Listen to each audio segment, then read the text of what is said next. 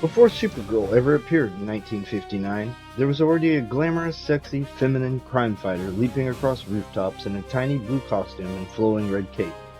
And she was unapologetically drawn to catch the eye of the most male comic readers of the era. Welcome back to SL Toons. Tonight we're reading Phantom Lady number 13, published by Fox Feature Syndicate in August 1947. Phantom Lady is Sandra Knight, the beautiful daughter of a U.S. Senator. By day, she's a high society socialite. By night, she becomes the masked vigilante Phantom Lady, using her wits, gadgets, and martial arts to battle gangsters, robots, and mad scientists. This is a classic girl art at its peak. The artists, including the legendary Matt Baker, style influences in the Fox run, make her attractive, confident, and very feminine. Exactly the kind of eye-candy superheroine that sold comics to guys back then. She predates Supergirl by more than a decade and proves that hot, feminine, and super worked perfectly in the golden age without any modern rewrite. Compare this to today's versions. Phantom Lady wasn't turned into a deep-powered maternal figure. She was a glamorous heroine balancing normal life with punching bad guys. The same core conflict that made early Supergirl fun. Clark often encouraged Kara to live normally.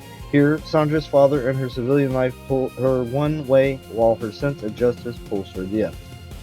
No lawsuits, no corporate baggage. This is pure public domain golden age goodness. We're going cover to cover, including the full Phantom Lady story with robot duplicates of Volt Roberts, plus a detective backup and the wild Blue Beetle mummy tale.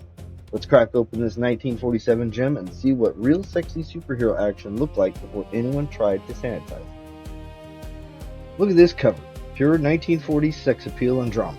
Phantom Lady in that skimpy blue outfit and red cape, staring down a giant yellow monster hand. This is what sold comics. Title splash sets up the Beauty and the Brain mix-up with robot doubles. Two is company? Oh no, two is trouble, especially when they are both identical. Beautiful, dangerous, and deadly rivals, and Phantom Lady's amazing mix-up with the Beauty and the Brain.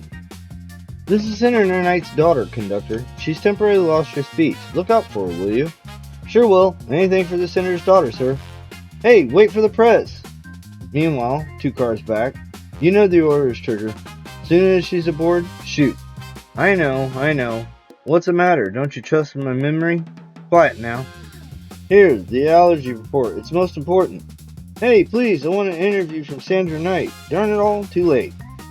Ta-ta, Grandpa. Professor Guttle, reckon I'd better telegraph ahead and stop the killers. I saw him. Gangsters on the train. They killed him. I saw him. The killers don't seem worried as the train speeds away. Gee, ain't she purty?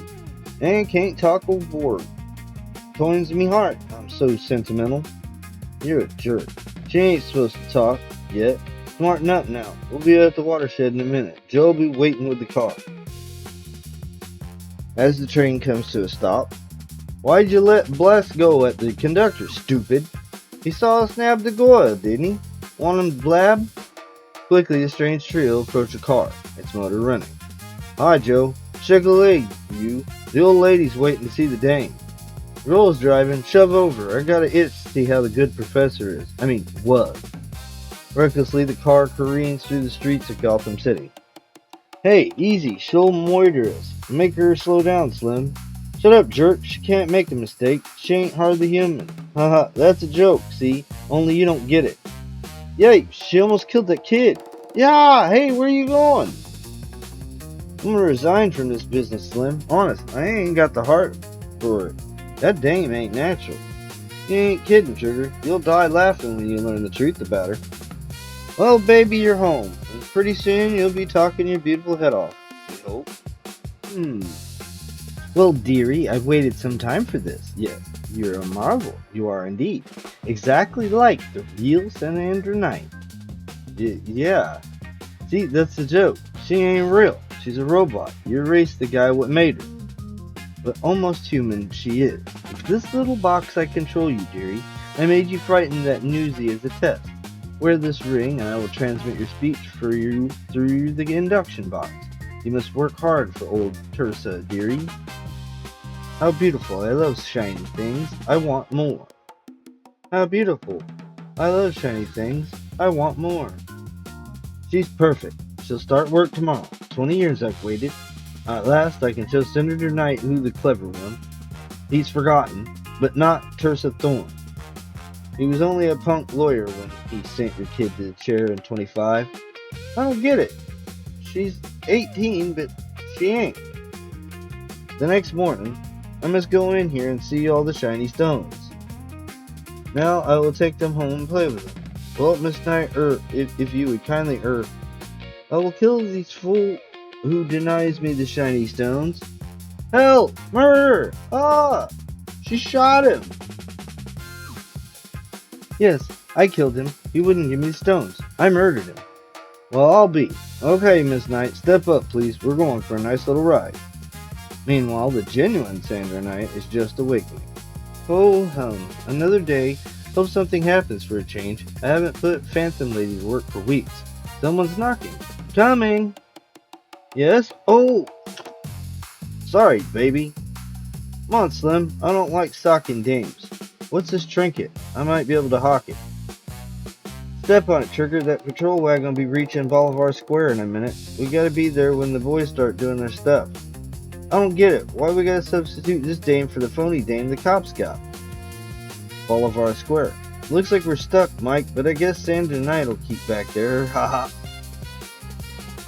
I'll put my clothes on the other girl. Perfect timing. The guys did a good job. We'll make the switch and beat it. In you go, girlie. Step on it, Slim. In and out. In. I'm too jumpy for this kind of work. At last we got the right dame. Watch the senator sweat now. Senator Knight speaking. Who is this? Remember Tersa Thorne? That's right, the woman whose son you sent to the chair. Well, your daughter's gonna get likewise, big shot. She just killed a man. Ah, you sound horrified, Senator.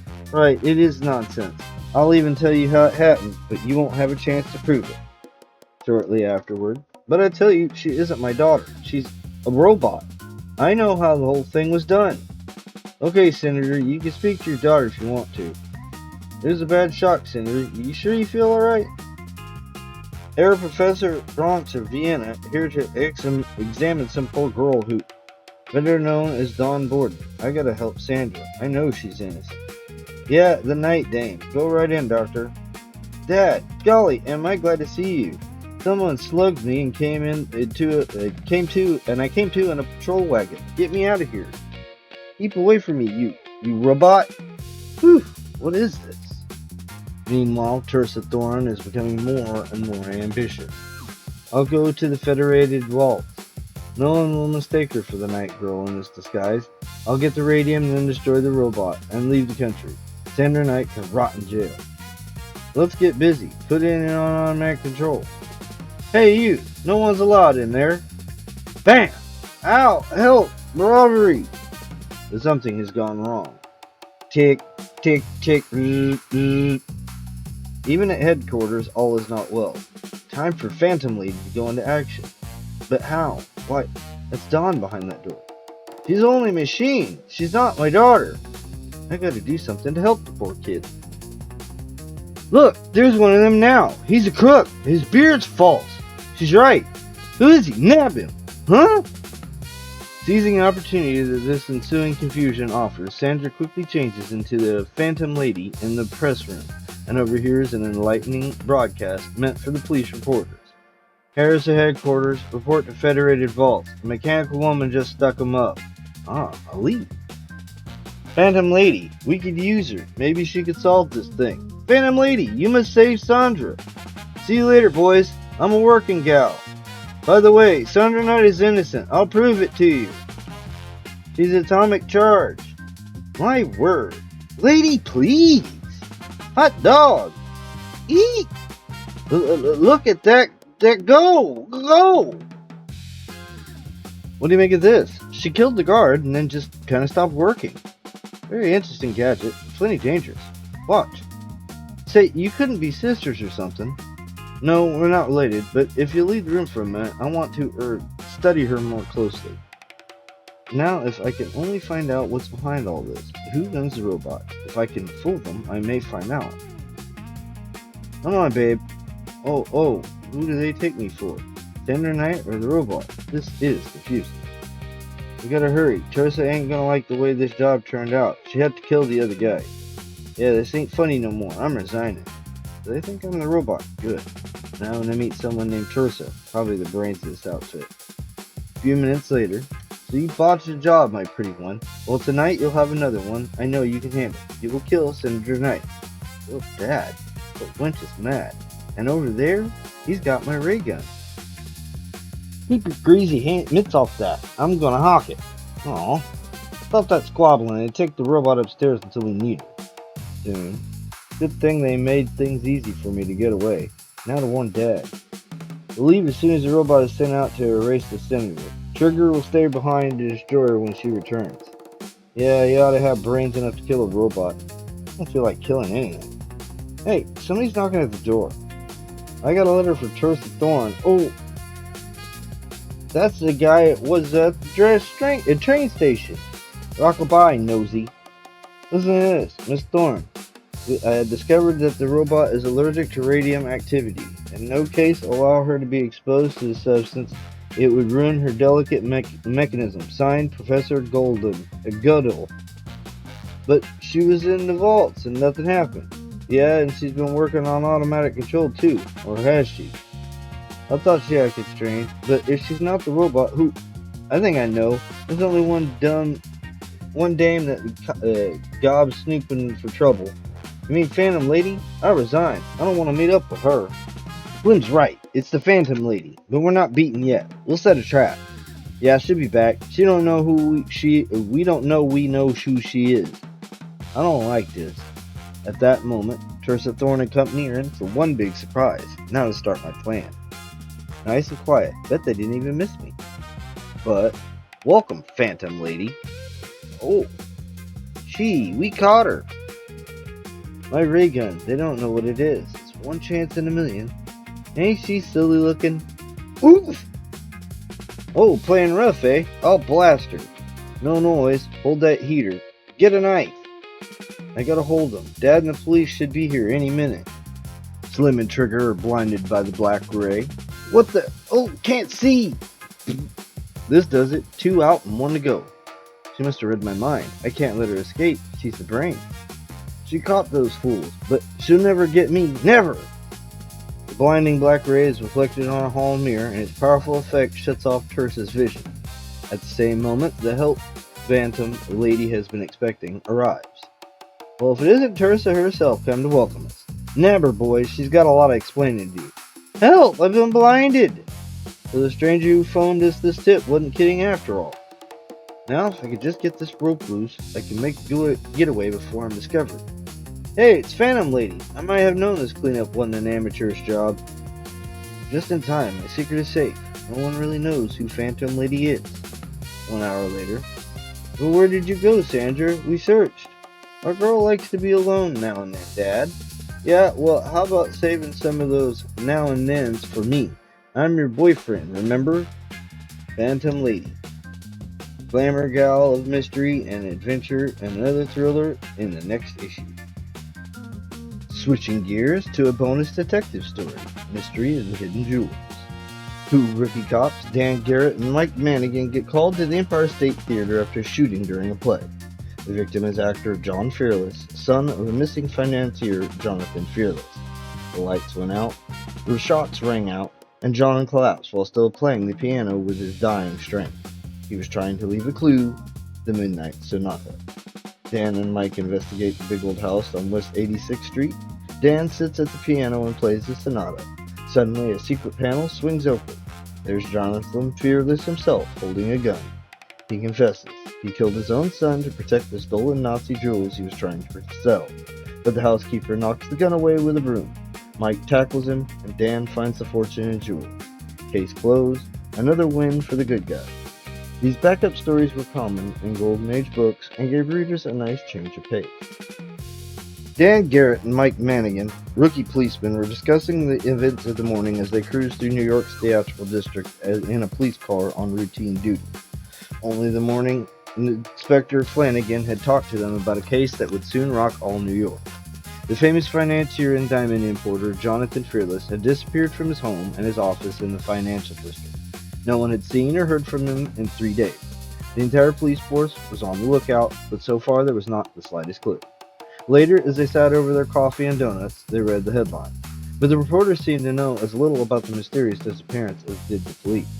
Suddenly, as they cruised along Broadway, they heard a call that startled them over the shortwave radio system. Proceed at once to Empire State Theater on West 46th Street. Murder reported. Dan Garrett and Mike Mannigan were right in the vicinity, and they raced to the spot with screaming sirens. "Wow," said Mike. "Things are beginning to perk up. I was beginning to be bored with this run.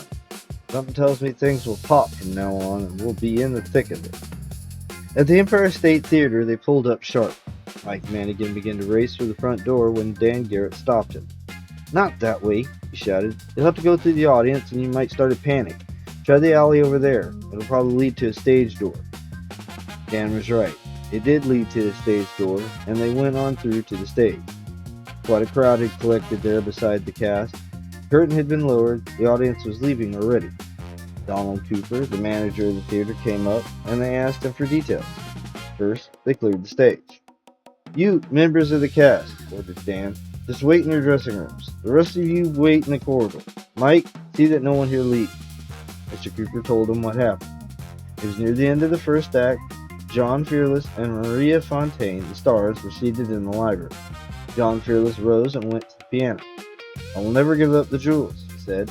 "For this I have traveled across the 7 seas, and I refuse to be scared into losing everything I gained by my own effort." Then the lights went out, and 3 shots rang out in the dark. Someone in the audience screamed, but that was to be expected, for this was the mystery play The Cry in the Dark. Then the curtain came down.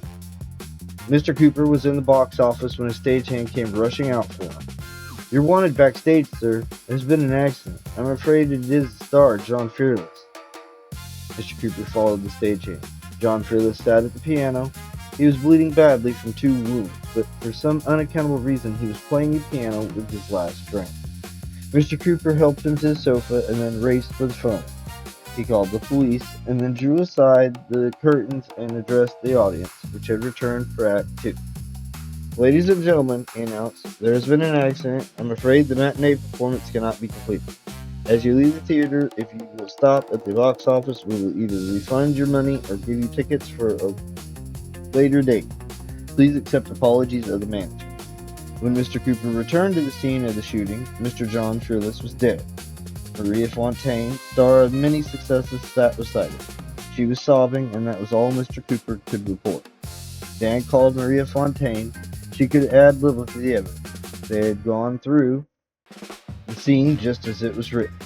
John Fearless had walked to the piano, and then there were 3 shots. The curtain fell. But John Fearless did not leave the stage. He clutched at the piano and sat playing. He was trying to tell her something, but one of the bullets had struck him in the throat, and he could not speak. He was trying to tell her something by his playing, but she couldn't figure it out. And then Mr. Cooper came in and took charge. He phoned the police and then addressed the audience. By the time he returned, John Fearless had collapsed. He was dead. Dan asked the usual routine questions of the rest of the case, and the Inspector Anthony arrived and took over. "Inspector," said Dan, "there is one thing I would like to know. Is there any connection between John Fearless, the actor, and Jonathan Fearless, the financier who had disappeared?" The inspector went to the phone, and in a few minutes he had the answer. John was the son of Jonathan Fearless, although they had been estranged for nearly a year. No one knew what they had quarreled over. The inspector suggested that Dan and his pal go to the home of John Fearless on West 86th Street and look around. They were to wait there for the inspector. "By the way, Inspector," Dan asked, "isn't it a good idea to find out just what piece of music John Fearless was playing, if he meant it to be a clue?" The inspector did think it a good idea, and Mary Fontaine gave them the answer. It was the Moonlight Sonata. On the way down to the big old house on West 86th Street, where the late John Fearless had lived, Dan hummed the Moonlight Sonata.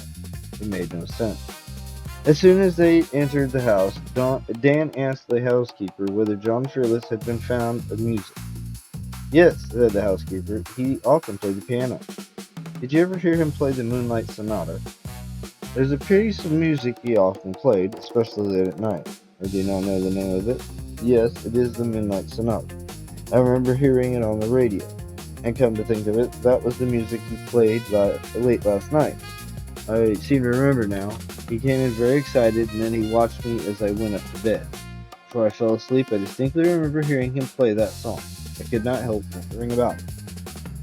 The piano was in the huge library. The walls were lined with books on many subjects, mostly on the theater. Dan and his pal searched carefully, but there was nothing that resembled a clue. Dan sat down at the piano and idly played the Moonlight Sonata, and his pal Mike stood beside him listening. Then they heard a voice say, "Get your hands up!" They turned. A section of the library shelves had swung out, and a man stood in the opening holding a gun. Now they understood what the music meant. They were to play the piano and set off an electronic device attuned to the Moonlight Sonata. When Dan played the tune, the wall swung open. Someone had been hiding inside. Here he was. They felt foolish. "I have seen your picture," said Dan to the stranger. "You're Jonathan Fearless, the financier and diamond importer. Don't you know the police are looking for you?" Of course you must. You were hiding here in a little room behind that bookcase. You're hiding because you killed your son at the theater this afternoon. You quarreled with him, although I do not know yet why." "You're a bright young man, but it won't do you any good," said the stranger. "I killed my son to protect myself, and I will kill you and your pal as well." The housekeeper stood in the doorway. She disappeared for a moment. When she returned, she held a broom in her hand. She reached out suddenly, and the broom knocked the gun out of Jonathan's hand. Mike tackled Jonathan, and he came crashing to the floor. Dan was already through the opening. There he found a satchel, and in it a fortune of jewels, famous jewels. "We've been looking for these too. They are the jewels that the Nazis stole from the various museums in Europe. You were trying to sell them for the Nazis. Your son found out, so you killed him. Mike, call the inspector. Tell him we have solved his mystery for him. The mystery of the hidden jewel." Predates. An evil tree bears bitter fruit. Der Fuhrer may be broiling in eternity or quaking away time on some earthly hideout, but his bloodthirsty disciples, the Gestapo, still reel from their former power. Not long ago, your radio suddenly went dead, didn't it? That was the work of Knights of the Crooked Cross. Who can tell what would have happened next if Phantom Lady didn't stumble upon their clever plot and... This is it, all right. Director Burgess, right in there, honey. Thank you. Hello, Gary.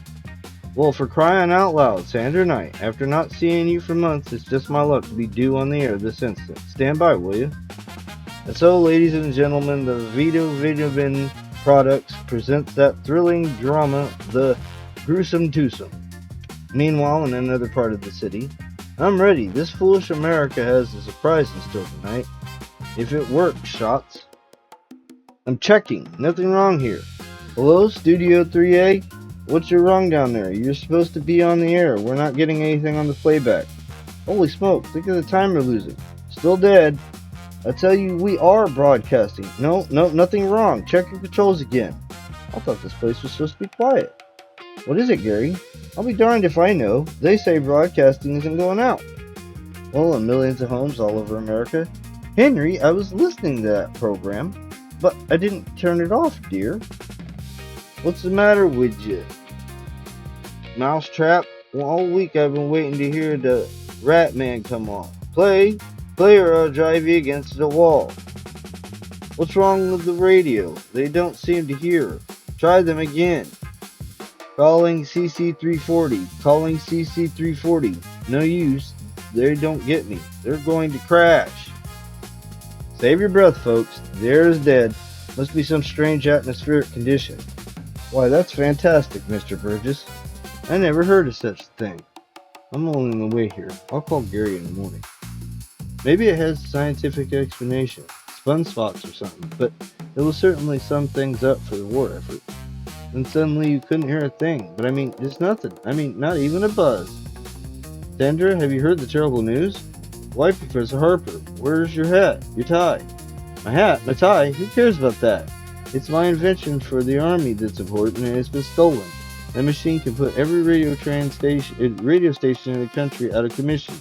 Do you realize what that means for planes flying by radio beams? Great Scott, you better get up to the studio, Professor. I can't help that situation. If I only had something more definite to work on, say, what's this, a note? A dagger? It's for Dad. The Phantom Lady will enjoy this. Now we're getting somewhere. Sandra Knight, if you're interested to hear more about radio dim out, Be on the northwest corner of State Street at 12:15 sharp. I'm on time. It's 12:15, but where is my mysterious friend? Oh, this must be my date now. 8 minutes late. Perhaps the senator is not as brave as I thought. He must have decided not to come. Maybe he notified the FBI. I better get going. Who's following me? Who are you following, girlie? Oh! Picking up speed. Must know him at his heels when he turns that corner off. So, someone followed shots. Good thing I was posted as a lookout. Oh! You fool shots! She was following you. There must be others. We'd better get away from here. Oh, my head. What was it? Those men. Mustn't let him get away. Thank goodness I got my car. We're almost out of sight. Gotta hurry. Well, look. Hot on the trail. Bet they don't expect this little surprise. So this is the hangout. Wonder if the stolen machine is here too. But, well, persistent lady, you have walked into a spider's web this time. I was foolish enough to think you'd be surprised to see me. Get out of that car. In the twinkling of an eye, Phantom Lady turns her black flash on the startled men. What has she done? I can't see. We're blinded. A secret weapon.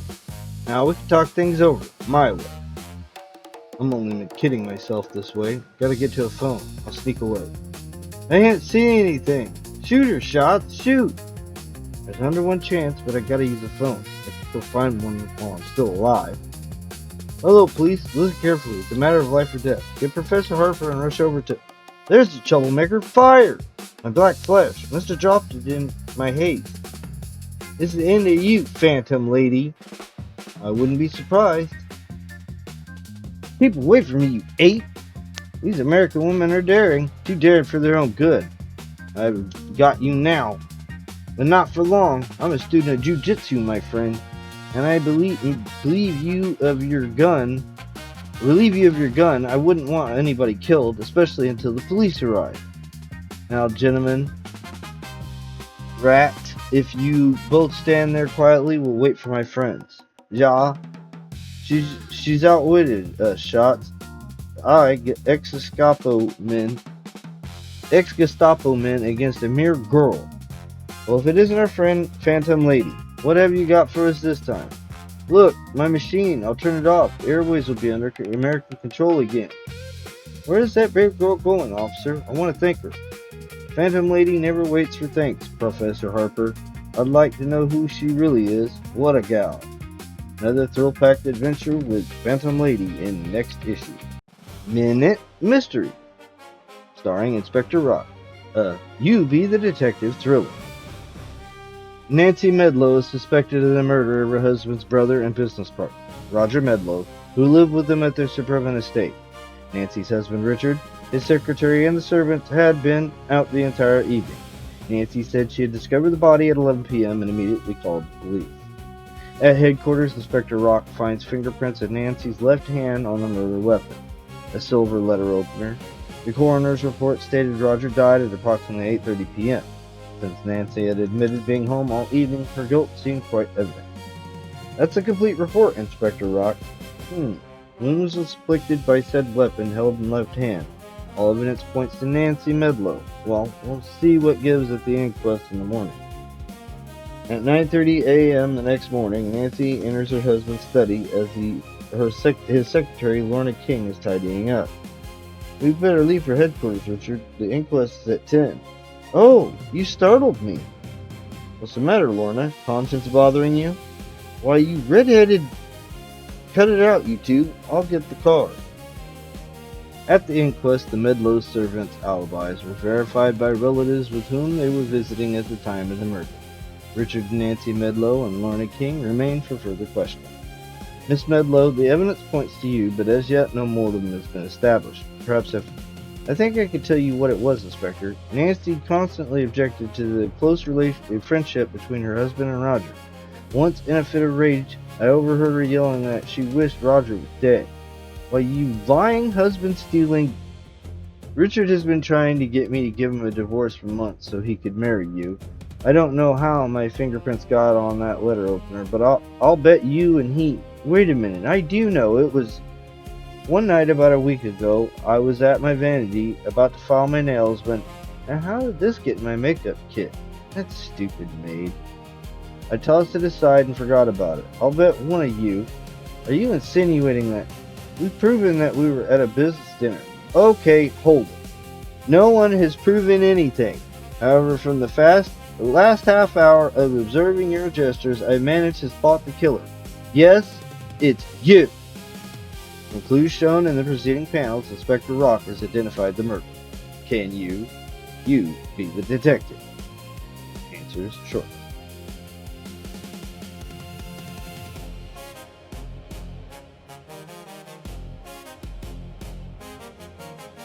Okay, I think I gave plenty of moment to be able to pause and figure it out for yourself. But here is the answer.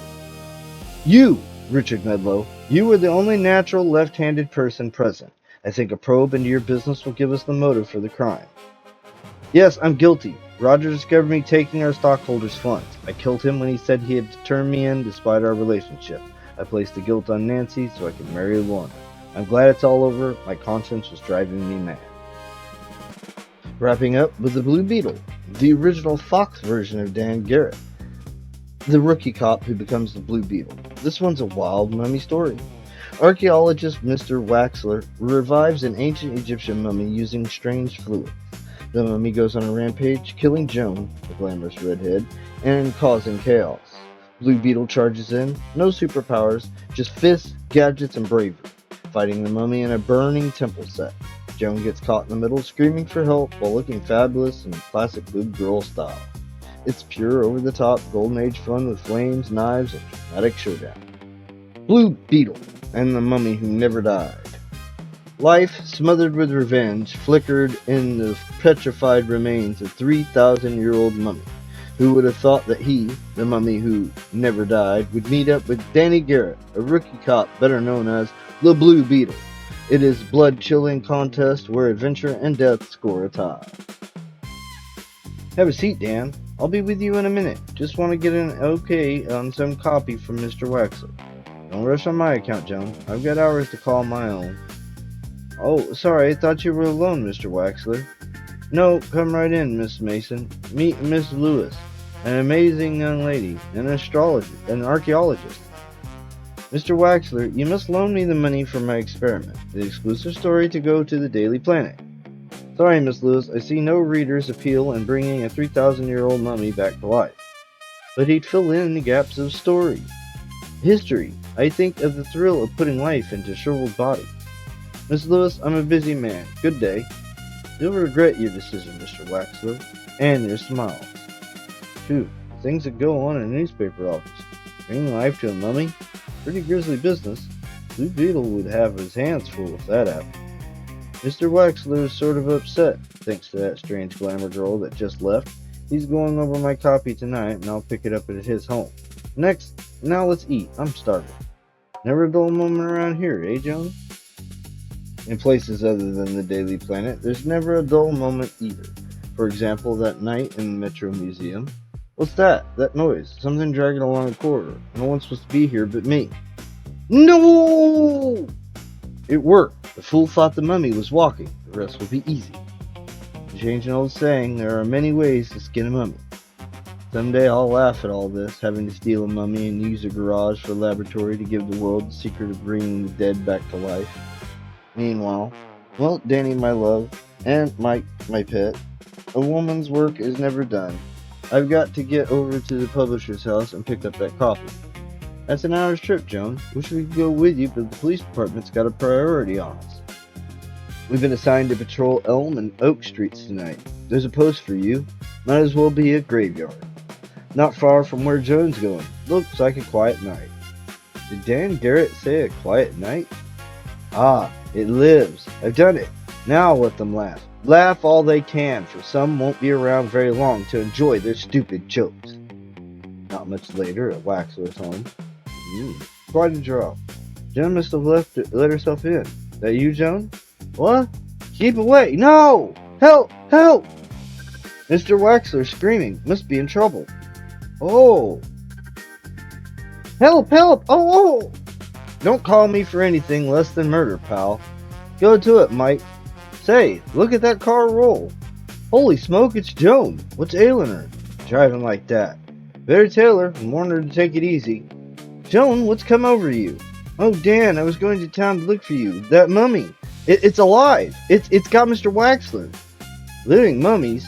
What's she selling? Don't ask me, Mike, but as her friends were responsible for her safety, you take the car and follow her home. I'll stay here and watch our post. Don't think I could get rid of them that easy. The Blue Beetle's got a job to do. Good thing I took the trouble to check Miss Lewis's address. I expected trouble from her, but I never dreamed she could actually bring that mummy back to life. That's right, Saito. Up he goes. Now for the tube of death. Mustn't get it mixed up with the one that gives life, eh, Saito? The Blue Beetle! I'm looking for Mr. Waxler. Get him, Saito! Kill him! Look out, Blue Beetle! He'll kill you! I never strike a lady, but a little pressure on this spot of your neck with my fingers will keep you quiet for a while. Something made him stop. Well, while he's standing there taking in the scenery, I'll just get Mr. Waxler and... Uh-oh, he's fainted too, eh? It's gonna be awfully quiet around here. What is your haste, Blue Beetle? Remember, I am the only one who doesn't fear you. You can't harm me. Aha, so you can speak, too. But I guess I could sew you up. You're a few thousand years older than I am. She's got all exits locked. Well, try this. Wait, now what? Help! Help! The knife won't help you now, Patra. I didn't want you to relive, but you brought me to life, and for that you must die. Help, Blue Beetle! You've got to help me! Before you protect her, Your Majesty, hear my story. I'm not a majesty, but talking fast. It was the time of Axrax, 1000 BC in Egypt. I was the overseer of a slave gang that was building a royal temple. Soon the temple would be complete, then Patra would be my bride. See her face in the socket, how beautiful she is. Not if my plans go through, my fine friend. Finally, completion day arrived. Patra came to admire where we were. By her side was our mutual friend, Kanik. Now, my beloved, while he stands there so foolishly saluting his slaves. I never realized Patra was only distracting my attention as she spoke warmly to me. A wonderful project, Saito. I hope it pleases the king. He will speed our marriage, beautiful one. A moment later, the temple was crashing to the ground, slaves shrieking in dying agony, and Patra turned on me like a tigress. Traitor! Idiot! Why have you done such a thing? No, Patra, why should I destroy what I just built? Soon, sentence was passed. I was to be embalmed alive. But worse still, I overheard Patra and Kanik speaking. Now I will bid for your hand, Patra. My father will gladly consent. Only arms strong enough to destroy a temple are strong enough for me, sweet Kanik. I see the truth now. You'll never kill me. I won't die. You'll pay for this crime, evil Patra. You'll pay. It's Egyptian locket. Why, it contains a picture of your face, Miss Lewis. Impossible. It's a trick. Some crazy game, I tell you. Was it a game you played many thousands of years ago, Patra? Stop him. The fluids in the place are highly inflammable. We didn't ask for this party. As soon as I get Mr. Waxler out of here, I'll come back for her. I've got you at last, my beautiful bride. Too late. No one can get through those flames. I simply can't go home, Mike, until I know why, Danny. What? Where's the Blue Beetle? He saved my life. That garage and mummy. Joan, get to the phone. That mummy must be captured. Call for squad cars. They checked the place where you said the garage was located. There's nothing but burned ground. And Miss Lewis left word with her landlady early tonight that she was leaving the country, Mr. Waxler, so she must have left. She left all right. In a strange, horrible way. What do you make of that screwy stuff, Dan? Fires, mummies. Too deep for me, Mike. I'm only a cop. You'd have to ask the Blue Beetle. He seems to know all the answers. More thrills and chills with the Blue Beetle in the next issue. And on the back cover, even in 1947, they were pushing wild gadgets and trinkets. Here's our SL Tonight version. Glowing haunted orbs, virtual exploding mailboxes, creepy Second Life skull microphones, and more weird virtual junk for your evidence. Because some things never change, comics have always tried to sell you cool stuff.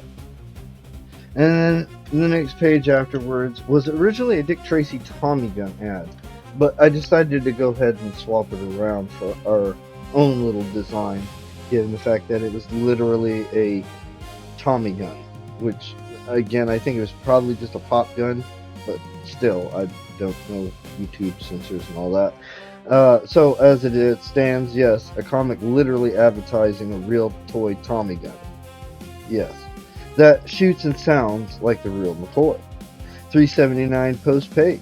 This is peak golden age insanity. You're selling kids a rapid-fire gun right next to superhero stories. Gotta love how unfiltered these old comics were. And that wraps up Phantom Lady number 13 from 1947. Full cover to cover. What a ride. This issue proves that long before Supergirl, the Golden Age already had attractive, feminine superheroines who were drawn for the male audience and still delivered fun stories. Sandra Knight wasn't a mommy figure. She was a glamorous, tough, and torn between society, life, and kicking ass. That's the same energy that made early Supergirl click. Modern comics often strip away that visual appeal and femininity that actually worked with readers. Phantom Lady shows us it doesn't have to be that way. Sexy, strong, and fun, that's what sold these books back then. If you enjoyed this trip to 1947, hit like, subscribe, and drop a comment. What other Golden Age good girl heroine should we read next? Phantom Lady, Miss America, or something even wilder? Do you just like the animal cartoons? I don't know. Let me know. This has been Felix Lebesky. We'll see you in the next issue. Stay glamorous, stay dangerous. SL Toons out. Good night.